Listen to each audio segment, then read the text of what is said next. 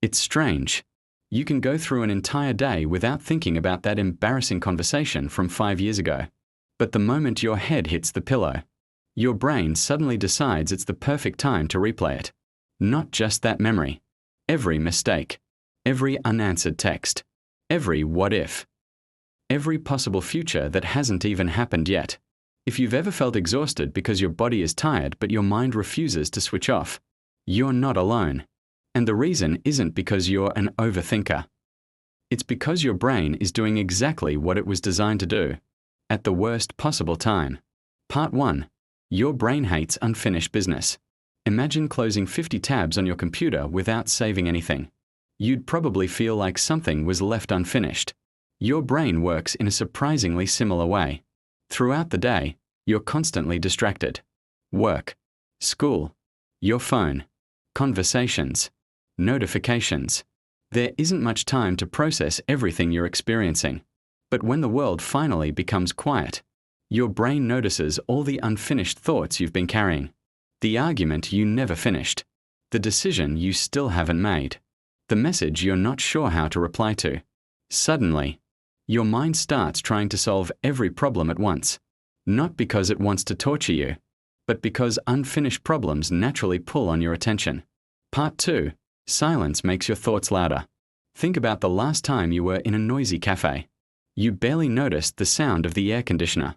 But if the entire room suddenly became silent, that same sound would seem much louder.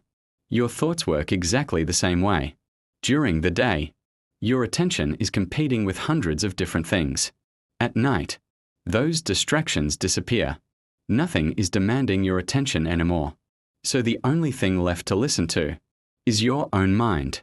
That's why thoughts that seemed tiny during the day suddenly feel impossible to ignore after dark. The thoughts didn't get bigger. The world simply got quieter. Part 3.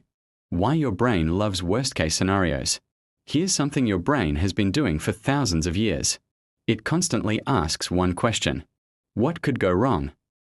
Long before humans had comfortable beds, missing one danger could mean not surviving the night. Our brains evolved to scan for threats. Today, those threats usually aren't wild animals. They are deadlines, relationships, money, your future. So when you're trying to fall asleep, your brain starts preparing for problems that don't even exist yet. What if I fail? What if they don't like me? What if I made the wrong decision? The strange part? Your brain isn't trying to make you anxious. It believes it's protecting you.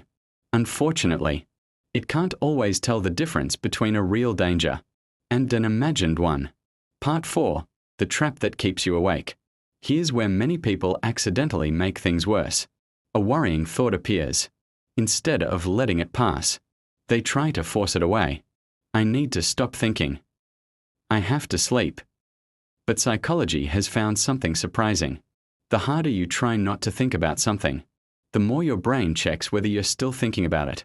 It's like telling yourself, don't think about a pink elephant. You immediately picture one. Trying to force your thoughts away often keeps them alive even longer. Sometimes, the fastest way to quiet your mind is to stop fighting with it. If your brain won't stop thinking at night, it doesn't automatically mean something is wrong with you. It often means your mind has finally found the silence it needed to process everything you've been carrying all day. Your brain isn't your enemy. It's trying to protect you. It's trying to prepare you.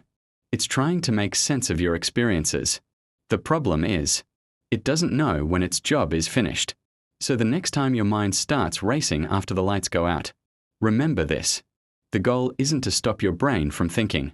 The goal is to realize that not every thought deserves your attention, because the loudest voice in your head isn't always the one telling the truth.